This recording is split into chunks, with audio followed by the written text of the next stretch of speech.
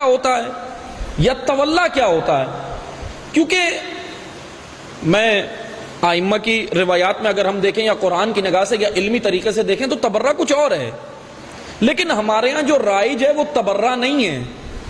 تبرے کے نام پر اس کو قمیض جو ہے وہ کلچرل پہنا ہے، قمیض دین کی ہے، اندر کلچر ہے۔ مثلا ہمارے ہاں تبرہ کیا ہے کہ ایک نے کہا کہ فلاں پہ لعنت، سب نے کہا بے شمار، اور کہا کہ یہ عبادت ہے۔ جب امام سے تبرے کا لفظ لیا تو معیار تبرہ کیوں نہیں لیا؟ معیار تبرہ بھی تو ہو، یا لفظ تبرہ کی اگر وضاحت ہو جائے مسئلہ حل ہو جائے گا۔ لفظ عربی کے لفظ ہے نا، یہ اردو کے نہیں ہیں، کیونکہ ہم نے اردو کے معنی خود چڑھا ہوئے۔ جیسے لفظ ہے لعنت، لعنت اللہ جس پر اللہ کی لعنت ہو، اور رحمت اللہ جس پر اللہ کی رحمت ہو۔ لیکن یہ رحمت اور لعنت ہے کیا؟ لعنت کس کو کہتے ہیں جانتے ہیں؟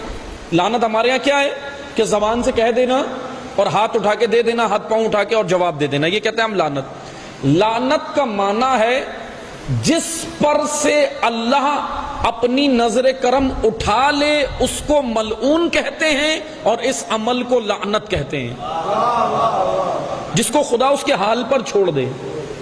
اور یہ سب سے بڑی لعنت ہے۔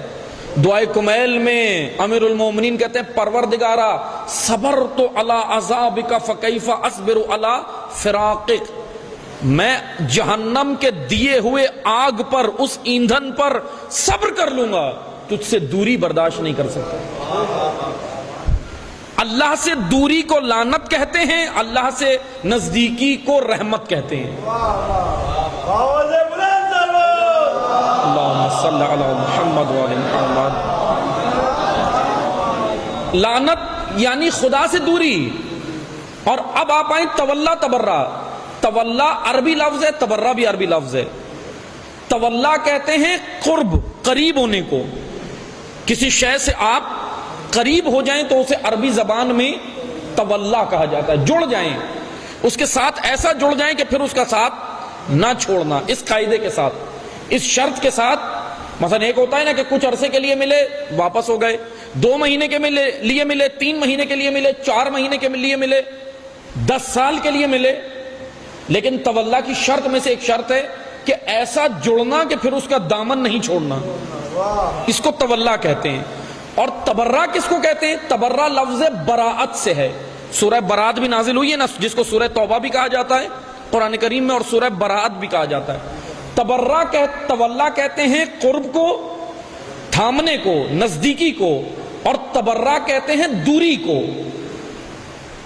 مثبت سے نزدیکی تولا ہے، اور اس مثبت کے منفی جو ہے اس سے دوری تبرہ ہے۔ تولا اور تبرہ دونوں عملی کام ہیں جس کو ہم نے زبان پر رکھے ہوئے ہیں۔ ہم زبان سے ادا کر کے کیا کہتے ہیں؟ بہت بڑی عبادت کر دی ہم نے۔ تولا تبرہ دونوں عملی کام ہیں، عملی۔ مثلا فرض کریں آپ باہر گھومتے رہیں سڑکوں پر اور زبان پہ کہتے رہیں الصلاۃ الصلاۃ الصلاۃ، اور پھر گھر جا کے کہیں نماز پڑھ کے آ رہا ہوں، ہو گئی نماز؟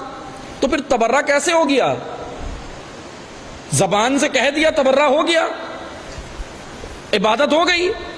تبرہ عملی ہے، یعنی کردار اہل بیت کے دامن تھامنے کو، اہل بیت کے کردار کو اپنانے کو تولا کہتے ہیں، اور اہل بیت کے دشمنان کے کردار سے دوری کو تبرہ کہتے ہیں۔ کردار سے، نہ کہ صرف زبان سے، عملاً ہے۔ تولا تبرہ دونوں عملی کام ہیں۔